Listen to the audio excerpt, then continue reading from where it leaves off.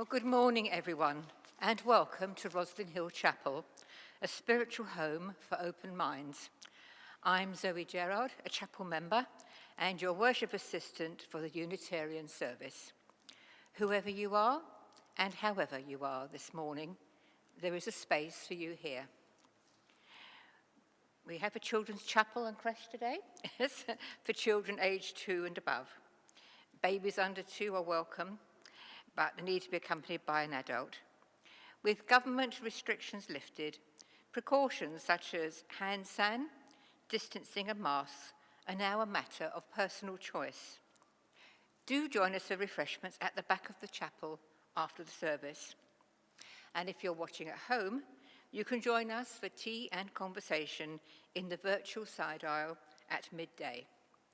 The Zoom link was sent out in our weekly update email and is in the Connect link in the YouTube description. This afternoon, all chapel members are encouraged to attend our annual general meeting at 4 p.m. The Zoom link was emailed to you, and we ask you to log in at 3:45 in order to be ready for the start. This evening, we celebrate the spring equinox with a pagan ceremony at 7 p.m.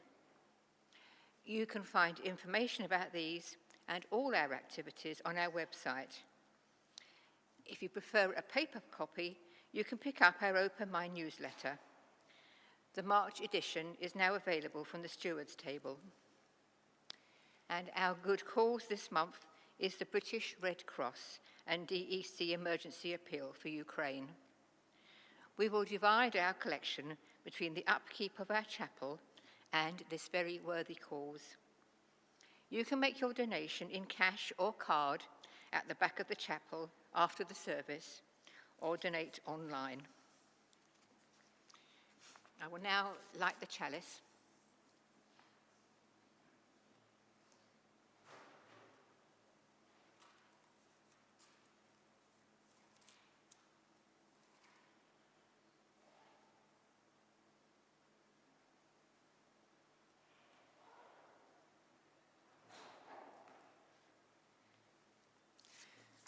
We light our chalice, the symbol of our liberal faith, with words by Jason Shelton and Mary Catherine Morn from the hymn we'll sing shortly. From the light of days remembered burns a beacon bright and clear, guiding hands and hearts and spirits into faith set free from fear. When the fire of commitment sets our minds and souls ablaze, when our hunger and our passion meet to call us on our way, when we live with deep assurance of the flame that burns within, then our promise finds fulfillment and our future can begin.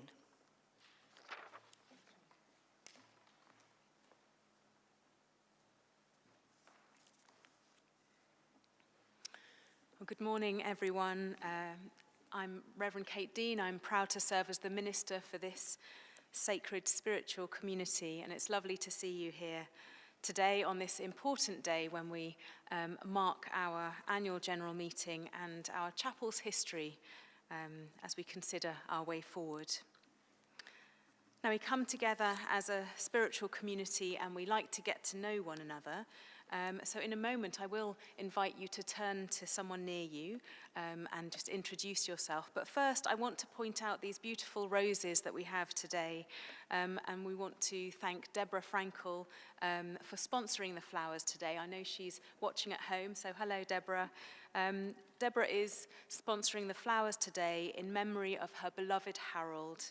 She says, memories of beloved Harold and our wonderful wedding and reception in the chapel on the 24th of March, 1990, after which we became members, as so many people do. Much love always, Deborah.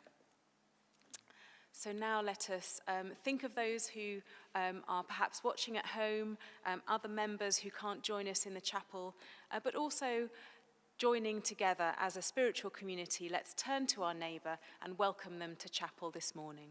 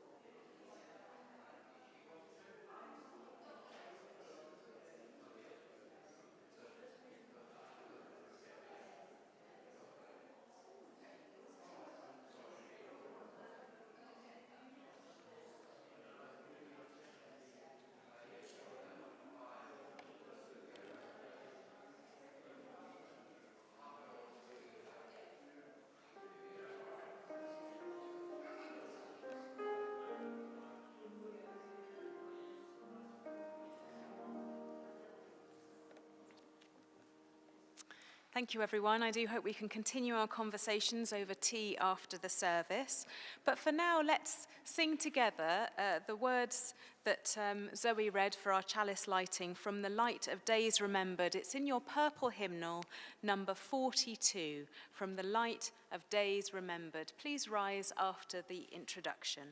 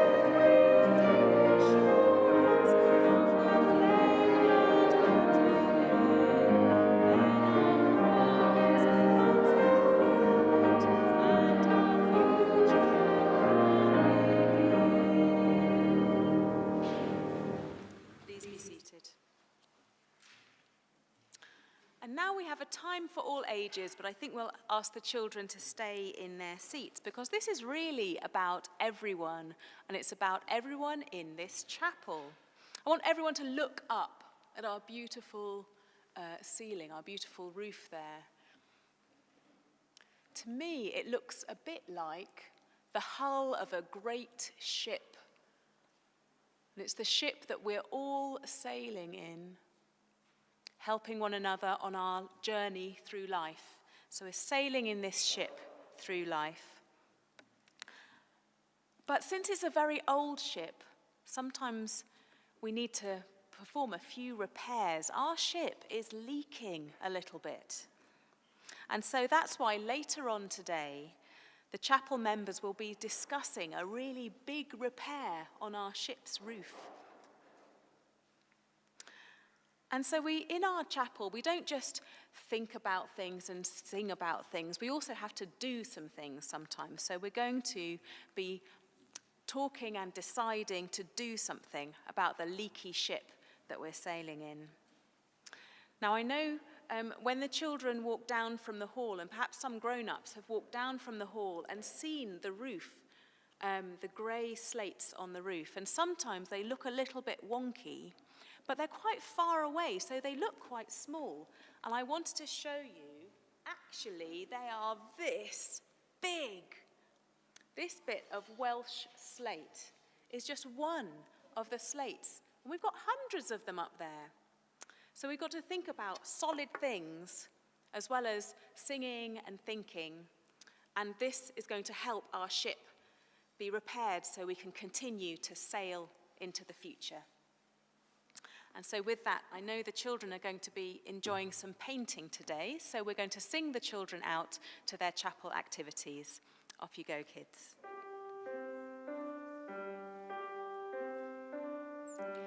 Go now in peace, go now in peace.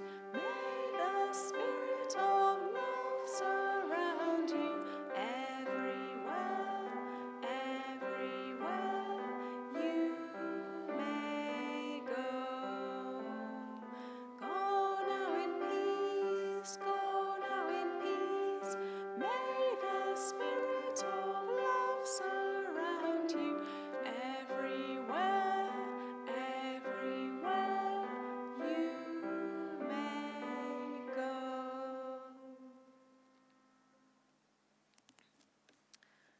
I now invite you into a time of prayer and meditation.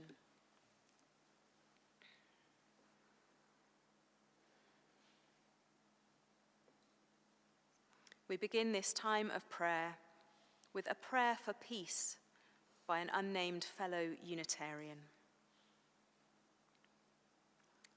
Spirit of life and love, divine indwelling, in whom we live and move and have our being. May your light be with the people of Ukraine in this dark hour.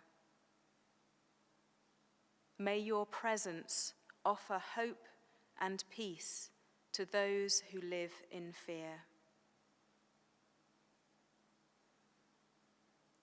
May your strength enfold the vulnerable.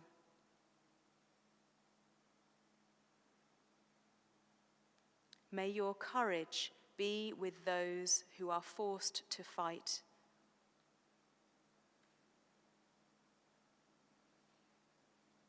May your wisdom stay the hands of those who abuse their power so cruelly.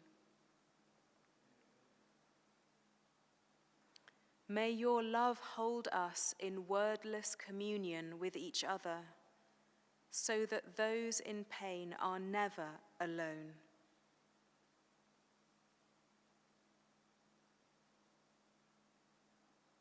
Ground of our being, open our hearts to the suffering of all those who live in places of war. May your love connect us all and guide us more deeply into your presence and peace. So may it be.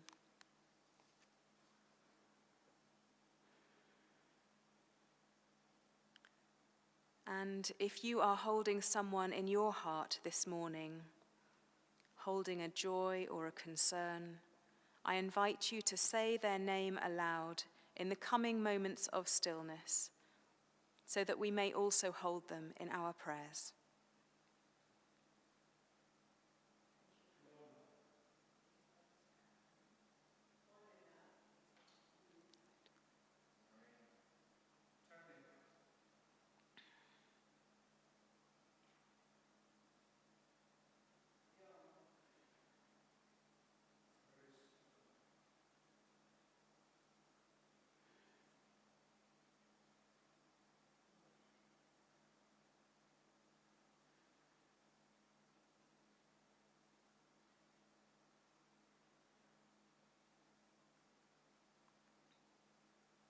Spirit of life and love, God of our hearts, we give thanks for those who bring us joy and pray for the safekeeping of all those whom we hold in concern.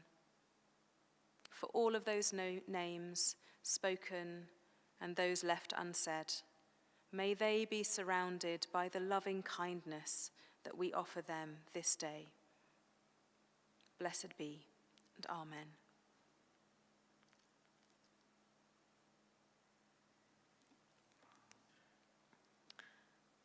I now invite Zoe to give our reading. It's an extract from one of the chapel's history books, Roslyn Hill Chapel, A Short History.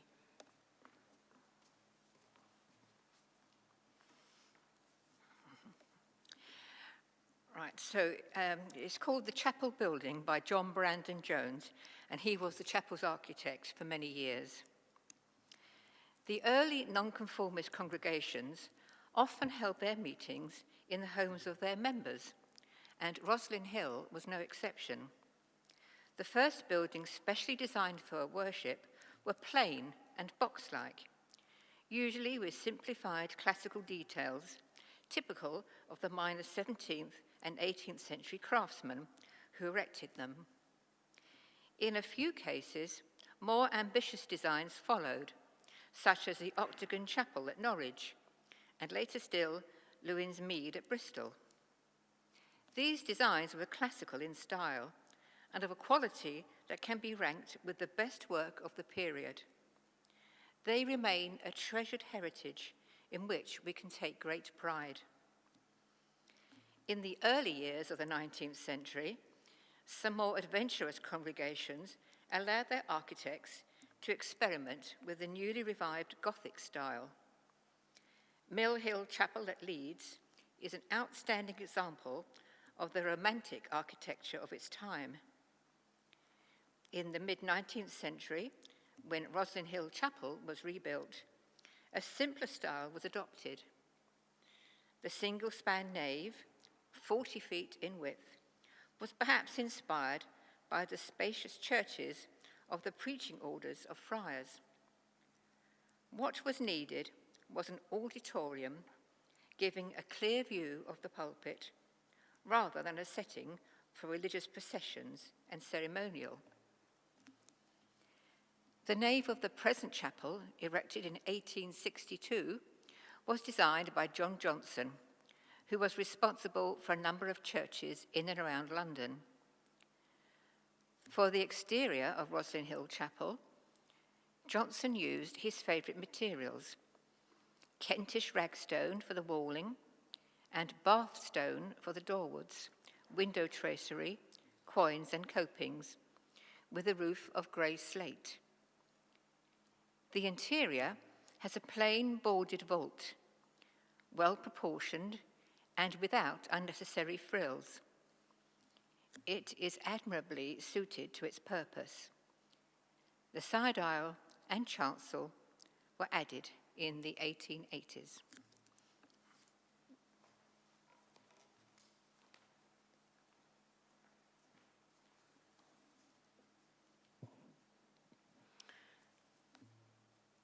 This chapel was built as a public declaration of our faith back in the times when hundreds of Unitarians gathered here. So we've chosen the next hymn as a sort of a call to mind of those people gathering together.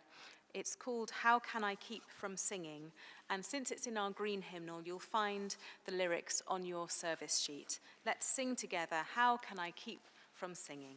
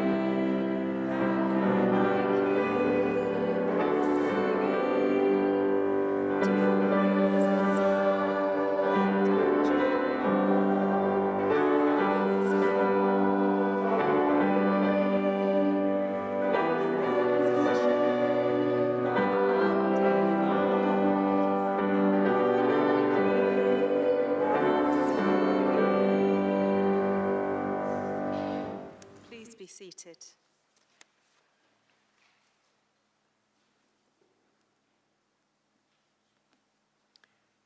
And now let us have some time for prayer and meditation.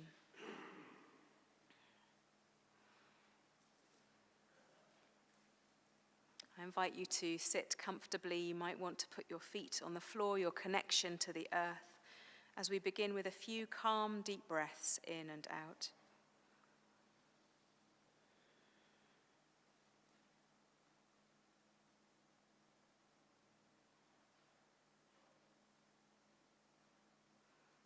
You may keep your eyes closed, or if you wish, I invite you to look around the building, this beautiful chapel of ours. If you are watching at home, you might want to call to mind a particular aspect of the chapel building or its grounds and focus on that. Gather into your mind the images most special to you of our sacred space.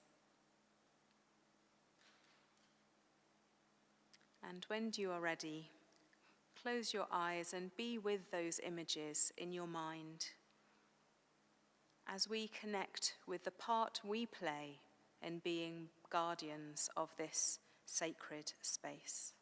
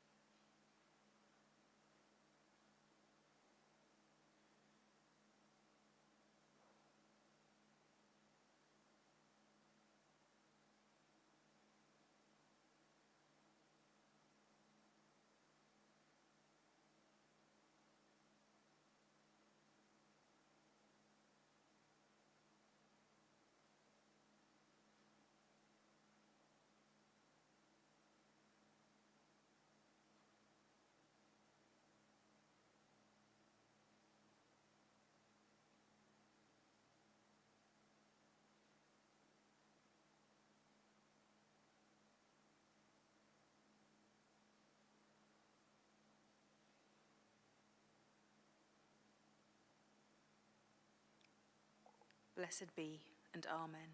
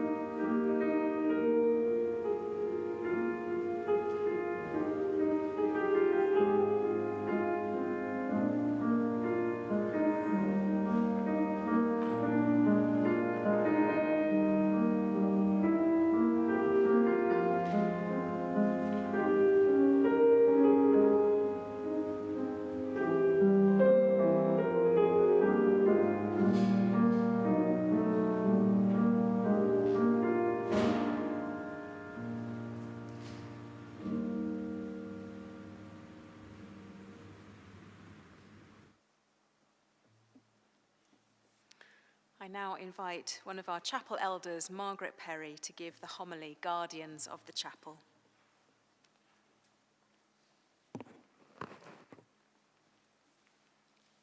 Thank you. The Reverend Thomas Sadler's memorial plaque is in the chancel, and he must be regarded as one of our many, many guardians, I suggest. This was the first and only job of that minister. In 1846, he was 24, and with energy, conviction, and quiet perseverance, he took up the challenge of breathing life into a severely depleted, almost dying congregation. He found 18 members on the brink of closing down the chapel and preparing themselves to travel every Sunday by a horse-drawn bus, I presume, down to Essex Unitarian Church by the Strand. In her scholarly work, Religious Devils of Hampstead, the historian Ruth Roundtree, who was also a member here, fully explains the situation and indicates that his maturity beyond his years and careful assessment of the situation persuaded him to take up the challenge of becoming the chapel's part-time minister in 1846, along with part-time work elsewhere. In our other source book, Roslyn Hill Chapel, A Short History, we read, quote, "In 1847, Dr. Sadler set to work in earnest to cater for the needs of his small flock. In the old chapel, now known as the Hall, the vestry was rebuilt to accommodate classes in religious instruction. The heating and ventilation were improved, the pulpit lowered, and a communion table was placed in the chapel. The situation prospered, and the Hampstead congregation steadily grew. However, we are reminded there is no doubt that much of the success was due to Dr. Sadler's personality and to his ability as a preacher, but it must not be forgotten that Hampstead itself was growing rapidly, and it would have been surprising if its only Unitarian congregation had not kept pace with the increasing population." 12 years later, after Dr. Sadler arrived here, in 1858, the story turns to a crucial episode involving one Edmund Kell Blythe. He was a member of the rapidly expanding congregation then known as Red Lion Chapel. Conversations in that earlier chapel must have repeatedly included the urgent need for more space. An element of chance now features. By chance, Edmund Kell Blythe heard that a plot of land was to be sold by auction within 3 days. Ruth explains that very little land in Hampstead, even in 1858, was available for purchase by dissenters. This plot, where we stand, was an exception. By chance, the first bank account for the Red Lion Chapel had been opened 2 years previously in the nick of time. Time was the critical factor. Protocol was ignored. A special general meeting of the congregation was not called. Rather, Edmund Blythe flew around Hampstead, knocking on the doors of congregation members, no emails then, explaining the urgent need to raise the money immediately. He was successful and gained promises from members to cover the likely sum of £1,000 to buy out the copyhold on the plot to be auctioned. It was done. Our chapel now stands on that plot, and Mr. Johnson was eventually appointed as architect for a larger chapel. This beautiful building was then opened in 1862 when the name Roslyn Hill Chapel was then adopted. Edmund Kell Blythe would surely qualify as another guardian, I suggest. Dr. Sadler retired in 1891, and the huge congregation then, soon after that, deeply mourned his death. An earlier guardian was Edwin Field, who had laid the foundations for the secure existence not only of this chapel, but of the whole Unitarian denomination. Edwin Field knew about the precarious existence of all dissenting chapels legally. Quite legally then, in the early 19th century, the dissenting chapels could be acquired, sort of grabbed, as places of worship by non-dissenting churches. With focused determination, Edwin Field and others helped to push Dissenters' Chapel Act through Parliament in 1844, and Unitarians only then became protected by law. The property they owned was no longer in danger of being acquired. Plans for expansion could then be made in confidence, hence the story involving Edmund Kell Blythe in 1858. Fast forward 80 years after the opening of this chapel in 1862. From records, two names stand out in the mid-20th century who I think should be considered as guardians during barbaric times.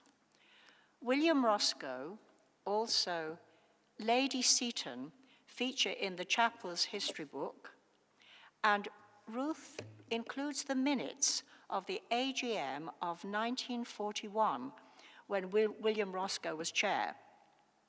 We read here, quote, "The chapel was barely surviving with a handful of chapel members," quote. The story continues. William Roscoe remained in London.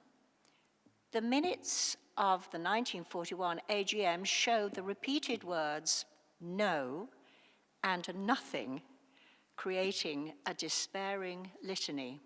There was no treasurer, no choir, no meetings of any sort, no evening services. Very little income came from the few remaining members who had not escaped to the countryside. Expenses exceeded income. The chapel was too expensive to heat, so some morning services were held in what is now called the hall. 1941 was a year of daytime air attacks. 1944, a year of nighttime air raids over London. There was no let up from anxiety. Ruth says, how could all the problems be solved and who was left to tackle them? Yet, some of William Roscoe's words from that AGM indicate a sense of stubborn optimism. He wrote, "I enclose a check for £1 for the Christmas collection. I have to go slow now, owing to an accident when returning from duty as a warden, warning of a likely air raid. My helmet hit the curb and broke a vein in my skull, and I sank into a coma. I was operated on October the 4th. After several weeks, I returned to the city last week. I am perhaps a little old to be a warden at 70. There is a sort of defiance, a determination never to give up, which is also seen in other words he wrote." Quotation, "That our chapel has, up until now, remained intact is a cause for thankfulness. That services have been held Sunday-based Sunday morning throughout the year is a cause for pride. Whatever the forthcoming year has in store for us, we have the knowledge that through the blackest days of last year, witness has been borne there to the supremacy of the spirit of man over all mechanical instruments of terror and destruction, that may well prove that 1940 has been the greatest year in the history of the congregation. Lady Seton, likewise, chose to remain in Hampstead through most of World War II, showing similar resilience.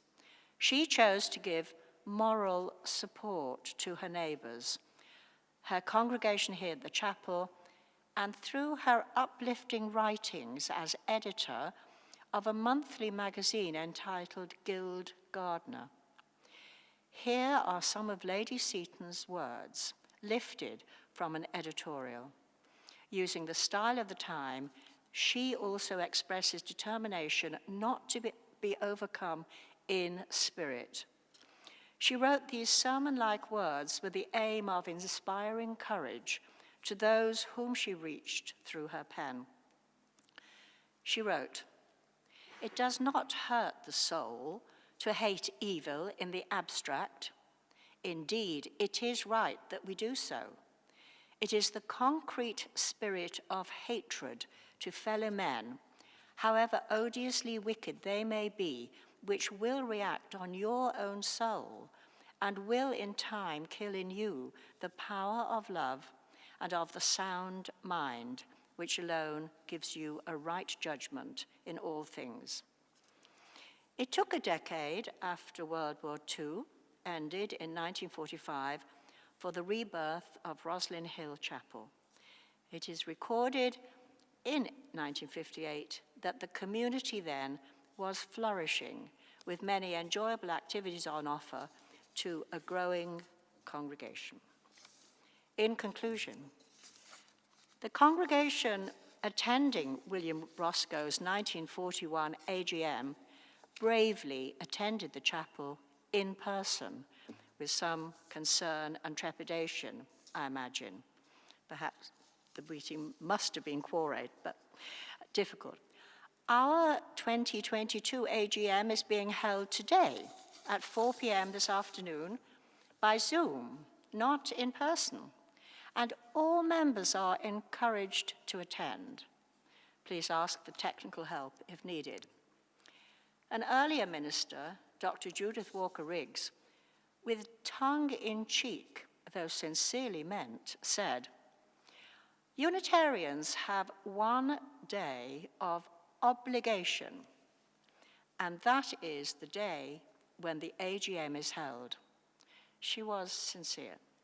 I hope that we can continue to be guardians of this chapel, and it is a duty to keep it intact for future generations.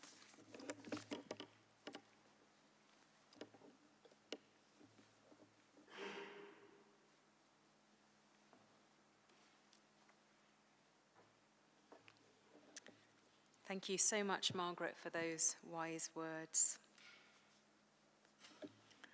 Let us sing our final hymn. It's hymn number 198 in your purple book, We'll Build a Land. Hymn number 198. We'll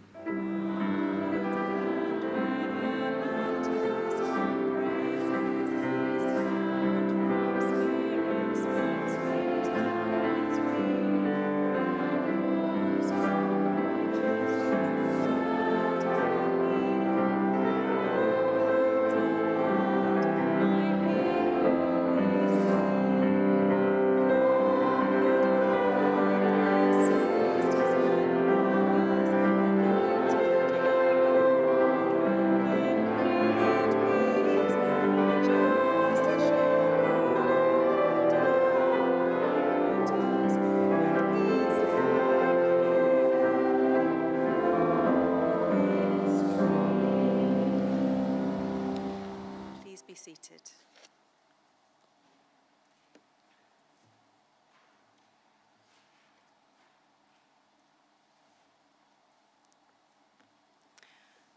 I end with words by the Catholic radical Dorothy Day, a call to action in difficult times. It's called commitment. People say, what is the sense of our small effort? They cannot see that we must lay one brick at a time, take one step at a time. A pebble cast into a pond causes ripples that spread in all directions. Each one of our thoughts, words, and deeds is like that.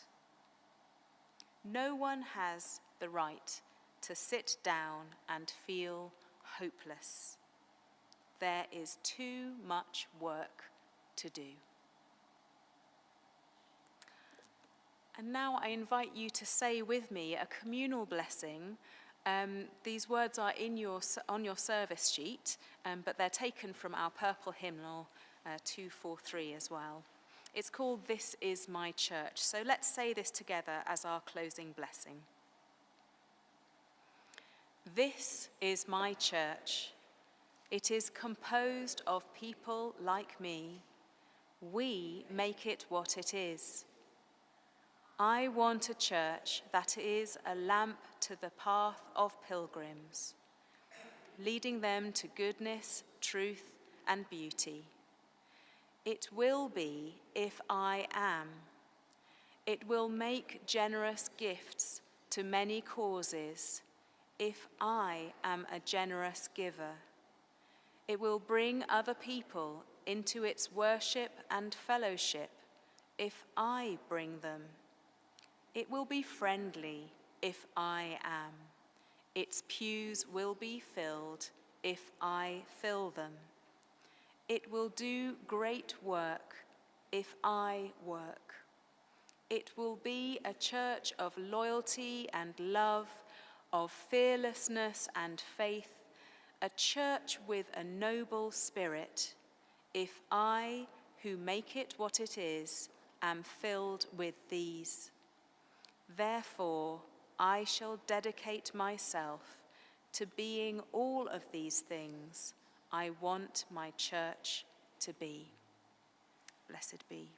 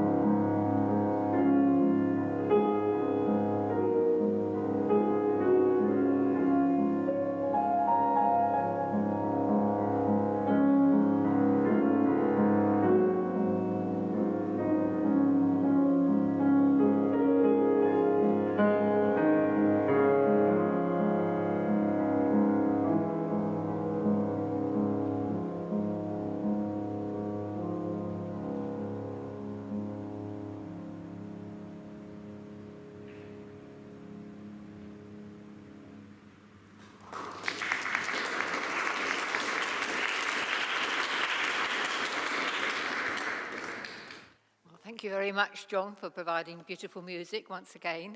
Thank you, Kate, for the service, and Margaret for a really interesting homily about the history of the chapel, as well as setting up refreshments. So thank you very much.